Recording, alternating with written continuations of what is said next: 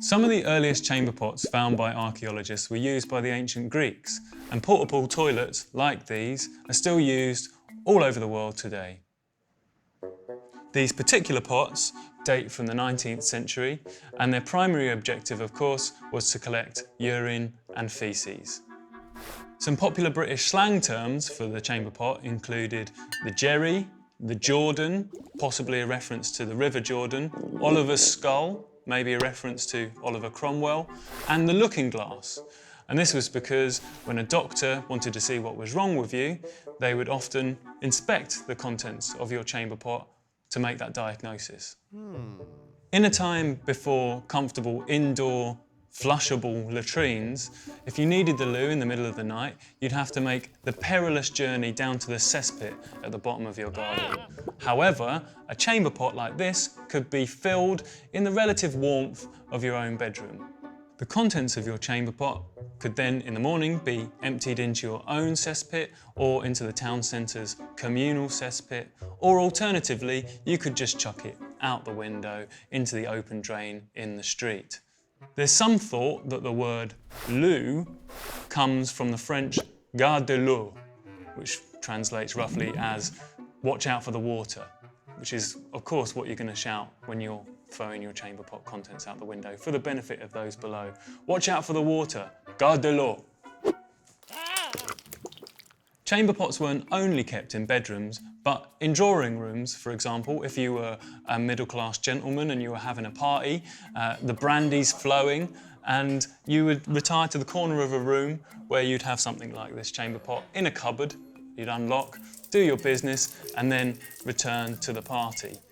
Carriage pots as well were a very real thing. So when you are reading your next Jane Austen or Dickensian novel and there's a long journey in a carriage, the protagonists are going to some remote part of the country, you know, they've got to go at some point. So they'd go in a carriage pot, the contents of which would be emptied onto the side of the road when the next stop happened. This pot is highly decorated and would probably have been given as a wedding present. It has a personalised poem on the side of the pot which reads, "Marriage. This pot is a present sent, some mirth to make is only meant. We hope the same you'll not refuse, but keep it safe and often use. And when in it you want to piss, remember those who gave you this." Inside the pot is a small brown ceramic frog, which I'm assuming is to help you aim. And finally, in the bottom of the pot, there is a painting of a young man with very impressive sideburns, raising his arms and his eyebrows in horror at what's about to happen to him. These kinds of caricatures were a canny way for potters to make a bit more money. If they put a very contentious public persona in the bottom of a chamber pot, they would fly off the shelves. So if they put a hated or controversial figure, let's say a politician or a polemic preacher in the bottom of the pot, then they were a lot more likely to sell. The pungent contents of these pots could actually be quite useful in times of war. During the Napoleonic and English Civil Wars, government officials would go door to door harvesting the contents of people's chamber pots.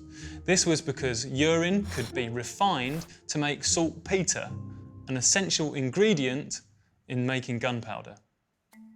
This rather elegant looking vessel, even though it looks a bit like a gravy boat, is in fact another chamber pot. This one was designed especially for women and is called a bordelot. I'll never forget the name, it sounds a bit like Portaloo, which is exactly what this is.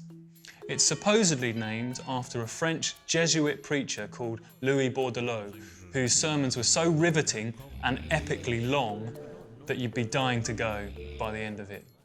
This handy receptacle could be slipped discreetly under a lady's skirts and then emptied in the churchyard afterwards. Objects like these are often missold as punch bowls or gravy boats, so if you find one at your local antiques dealer or at the car boot fair, check carefully before you wheel it out at your next dinner party.